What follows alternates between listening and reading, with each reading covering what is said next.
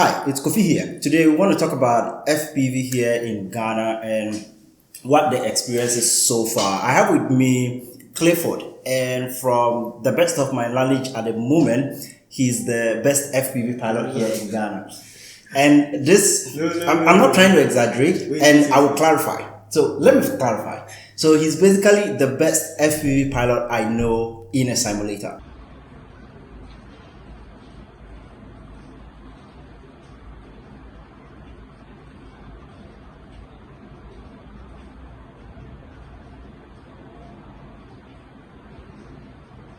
In real life, that is a different ball game. But so far, what I've seen him fly and do on the sticks when it comes to flying in a simulator is really good. How that will translate into real life, that's a different.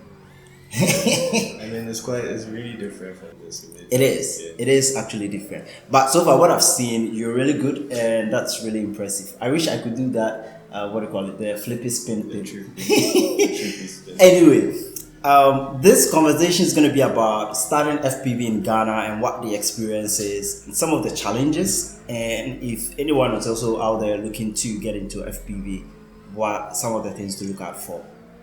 I want to see more people flying FPV here in Ghana, but it's currently not the case. Anywhere you go in Accra here, any drone shop, you can find DJI to buy, but you will hardly find any FPV pass to get here. So thank you for joining me. And in your case, I think for me, I've shared a bit of my experience when it comes to FPV and how I got started, getting my quad. I went with the DJI HD stuff. So far, all my quads I've had are DJI related and stuff like that. But he is also into the crossfire, fat shack, whatever things with the analog stuff. Why did you settle with that one? The reason why I went for analog was that I wanted to start with freestyle. Okay. Most freestyle pilots like the analog version because of the latency. With DJI, there's a little bit of latency from when you move your sticks to Yes. how the quad responds. It's usually as low as 25 milliseconds. It's not that big enough for you not to be able to fly well, but it is like if you value those kind of little, yeah. yes. But then if you want to do like those crazy maneuvers and all that, you need like the latency counts. More like instant kind of response. And then also analog setups are relatively cheaper than that's true. They're really cheap. Yeah, because the air unit, it on its own, it's somewhere like what, $150-ish plus. So that's not cheap. How was it like getting into? As in, were you able to get the equipment here in Ghana? No, I had nothing. Even the capacitor, just that small part, that's even like really common here. I couldn't get the exact spec I wanted. So it was really hard. Even the batteries, just simple batteries. Over here, you don't have that in Ghana here. The lipo batteries, I don't know if there's any shop in the country that sells it. No, there's no shop. I've searched everywhere, called everyone. Why? A country of what? The whole Ghana, there is no... Well, you can say there's no demand for it, but is there no demand? Because those kind of batteries are also used in RC cars. They are used in... Yes. I don't know, toy cars in the country. I mean, there are, but I think the ones that are here, you normally charge the batteries that are already in them. So even if they have a LiPo battery in them, you don't really take the LiPo out. Okay. So you just charge them, and then your controller uses Energizer or... So people don't really focus on that part. Because it's really difficult trying to do FPV here, and the lack of any shop that specializes in FPV is kind of challenging. I think whilst I was looking for parts, FPV parts, I came across an Instagram page, and the guy was like, "Oh, he started selling some of these, but stopped because there wasn't much demand for it." What would it take for there to be demand? Like, what should it look like? Because at the moment, it doesn't appear, people don't appear to be interested in FPV here in the country. Yeah, I think plenty people don't know what FPV is over here. It's not really popular in this part of the world, not at all. Why is it not popular? Because flying drones is popular today in Ghana. Like everybody knows flying drones. DJI is pretty much everywhere. So I'm curious, where is the challenge coming from? Like, For me, I think even in the whole world, it's popular outside, but it's not really popular like that even outside. So Well- I think it will take some time before it gets here. Like as gradually it's getting here, and then is it gradually getting here? Because I don't know. Do you know anybody else who does FPV except somebody who would travel into the country to do it? Everybody's flying DJIs. just you and I and Insta drone. Insta drone is And also then not in the DRL, country. yeah. He He doesn't goes live and in comes, Ghana. yeah. But I mean, there's this guy who also came to fly at the Accra Polo.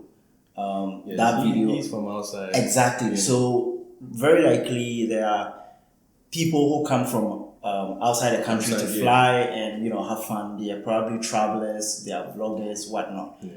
But locally, like Ghanaians in Accra here, do you know anybody who doesn't just fly on the simulator, but has the quad, has the controllers, has your setup? No, I've never seen anyone. Not fun. It- I search every day. Okay. I search every day on Instagram. Looking or for on somebody YouTube, to just to find someone who has like put out a video. Because the- But then there's one guy, his page is DRL, the DRL League Ghana. okay. So he's also interested in FPV, but at the moment he said he's ordering a quad. But Okay. yes, I think so. He's also interested. Into He's the only one I One know. you yeah. know of at the He's the only moment. one I know.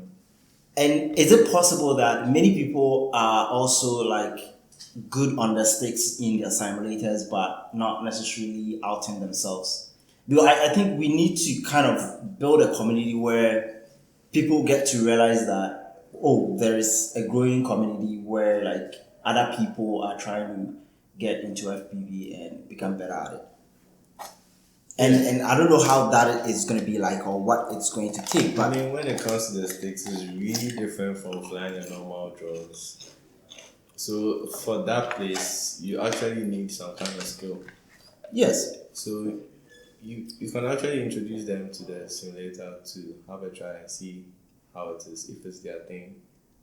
But it would be nice to have more people get into this to come and learn, and also Yeah, because when you look online like this, Mr. Steel, Yeah. when they go flying in bandos, it's like a community where a bunch of guys are all flying, Yeah, that they're kind all of together. learning from each other, that thing, where you are not scared to crash, because someone has spare parts in their car or to help somewhere you out, else, you can- or that kind of sense of, being partnered and learning from each other. yeah. Another challenge too is in getting the parts that kind of stops you from flying. Now I'm going to use that with this quad as an example. So these are 3D printed ducts. They break pretty much easily. Immediately you crash, it's going to break. If not for 3D printing, I would have to order these outside every single time it crashes. Yeah. Or I would need to buy like a bunch of it and put it down. Put on the stove. Without the ducts, I can't fly. Which means if I have to rely on shipping the ducts into the country every single time I need to fly, You're basically not going to fly. You're just going to fly like once a month. that is the issue. Because you can't fly FPV without crashing. Crashing is part of That FPV. is part of it. And as much as for me, I think the simulator is really good for getting the hang of how to fly FPV as at a starting point. But real life is different. I have most of the simulators, while the lift up I use like this, the physics is not as realistic as possible. Windy conditions, diving a waterfall, flying within trees. There are so many variables that you will never get on a simulator. And so not being able to fly in real life and being scared to crash means you are not pushing yourself. You are not becoming the best possible all because immediately it scratches something, you're going to spend a month. Because you are scared to crash. And if you are scared to crash, I don't think you can actually move forward. Because You don't want to push yourself. You don't want to try anything. So whenever you get a quad, and the reason why we are scared to crash is that when we crash, we will not get parts to fix our quad. We'll have to wait a month or two just to get a blade. Yes. Yes. And speaking of a blade, I think this quad came with just 2 extra blades, like single blades. And so as part of the order we made, this thing, it's taking what? A month already to come in. Yes, so let's say these blades are damaged for whatever reasons. That means I can't go out shooting, and you can't even practice. I can't even practice to begin with. So how do you get good? So our progress rate is really slow in this country, and it's really bad. We need help. Joshua Bando, if you see this one, please come to our help. So I think maybe some of these things we can also put it on ourselves and start. What would it take to start selling parts? I mean, you need some kind of large capital. How large are we talking about? Because I'm thinking this quad, for instance. Or if you could get a sponsor from outside, maybe iFlights might decide to stock up, establish a store here in Ghana.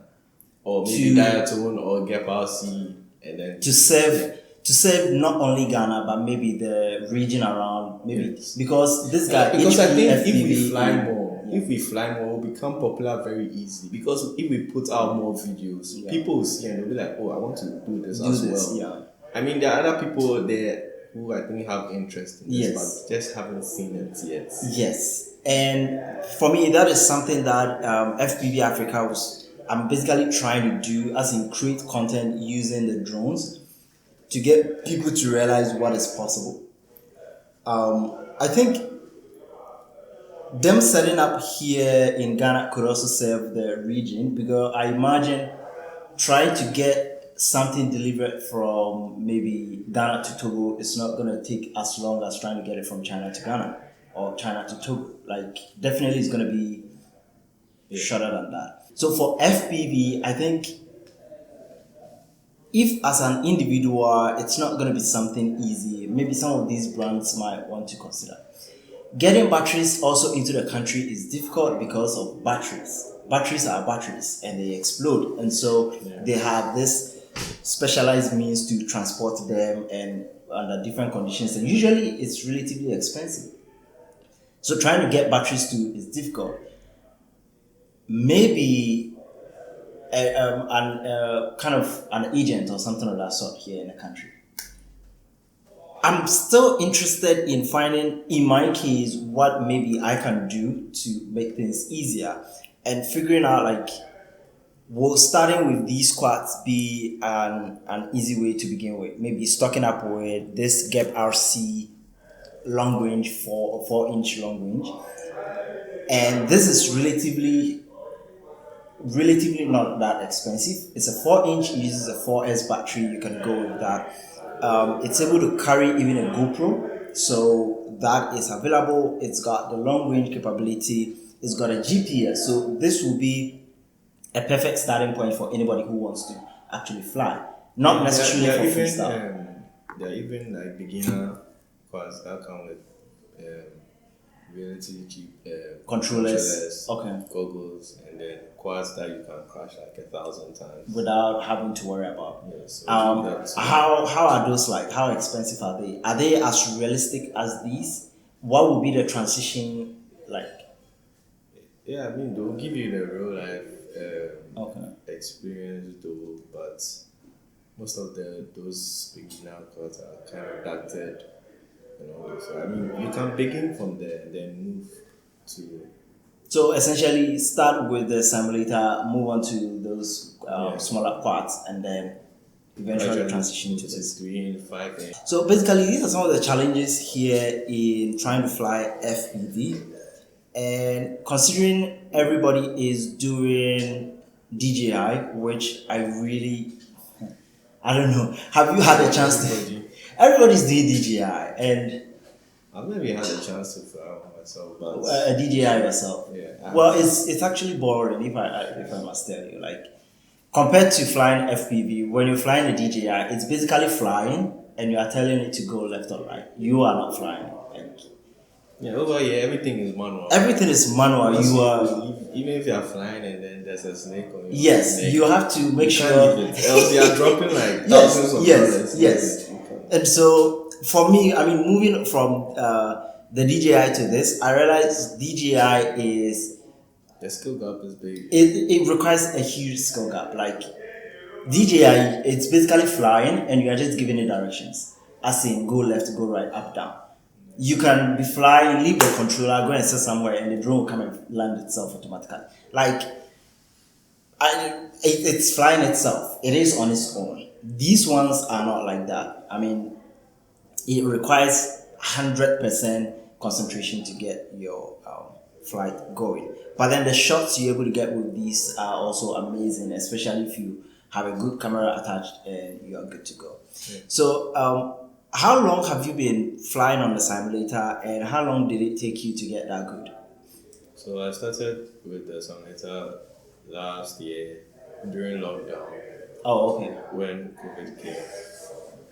So I was just watching YouTube and then I saw Mr. Steve's video. And I was like, oh, I want to try this thing. So I did some research, and then what I found was the best way to start was through the simulator. So even with the simulator, I had to save money to get that because it was like, was it $20 or something? Yeah, for a lift off. So I got it, and then I started. My first day, it was just bad. I was like, nah, I even gave up. But then It's mind bending, eh? yeah, it will really twist your brain. Yes. Because it's just different. It's For me, really hard. I mean- I won't say it's easy. It's really hard, but once you get it, so Once you get the hang of it, yeah. yeah, once you get it, you can. For me, going from DJI to it, it was Even when you weird. get it, there's another Level step to it, yeah. take. Yeah. So I came back after some months to the simulator. I was like, if they are doing it, I should be able to do it. So like I put in more time in the simulator. I think it got better. Even though I can still get better. I still practice. One thing that got me annoyed when I started was the fact that it couldn't stay hovering. I was like, what do you mean? Yeah, you can't just leave it at one Yes, point. on DJI, it was just leave the controls and you're good to go. And also, one different thing for me was the DJI has the stick in the middle here, Yeah. and it's like reflexive. I don't know if the right way to put it, like the right one. So It has the if spring, so it the springs, it comes back to the neutral position. the neutral position. This one, the mode 2, basically you have to manually do So, everything, you which control was your altitude. which is I didn't imagine it was going to be that difficult, like to start with. And To stay at one point is really very difficult when you're flying FPV. FPV, yeah, it required a lot of rewiring to kind of, because I realized how much the DJI is doing for you for free.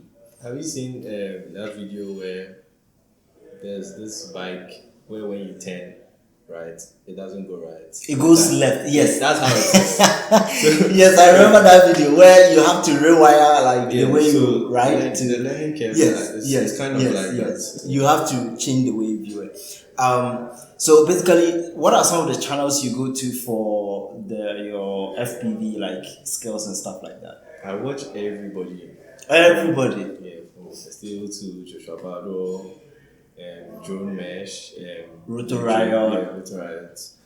A lot. Even I watch even beginner pilots. I Yeah. don't care. I just subscribe to people who don't even get to 3 views. Yeah. I watch everybody. If you go on my YouTube recommended, Yeah. it's all about FPV stuff. I watch Sati FPV, There's this HP young guy. FPV, Yeah, HP. Insta Drone. There's a guy called, I think, Bobby or something. Yes, Bobby. Bobby FPV. He's a young guy also. Yeah. He's really young. He's really good. And I've there's seen this him. other guy.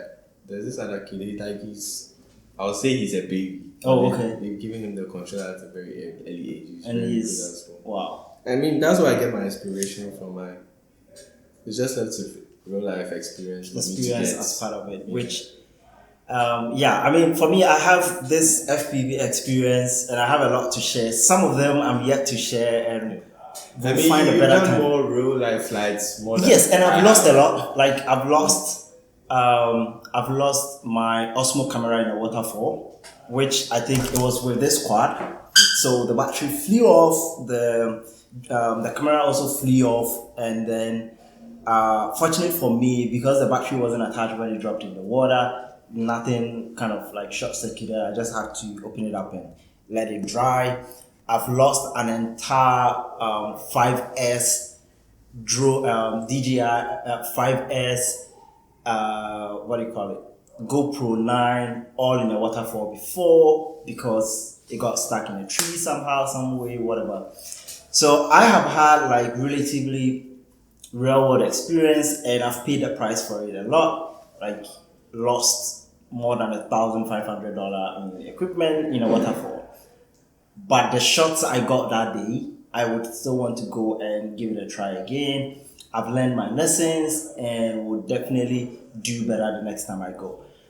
But with this long range, the idea is to get some, they call it, I think, Ellis FPV, that guy who does long range drone shots. Looking forward to do some of these long range shots and get some cinematic views and content to share on my video. My goal is to basically do such content here in Ghana and capture some of the amazing spaces we have here. So the Shy, we have the Umbrella Rock, the mountains over there, we have the Boti Falls, Cinema Waterfalls, Accra Waterfalls. Like these are all amazing places you can get cinematic shots, and that is something I'm hoping for. I'm hoping to.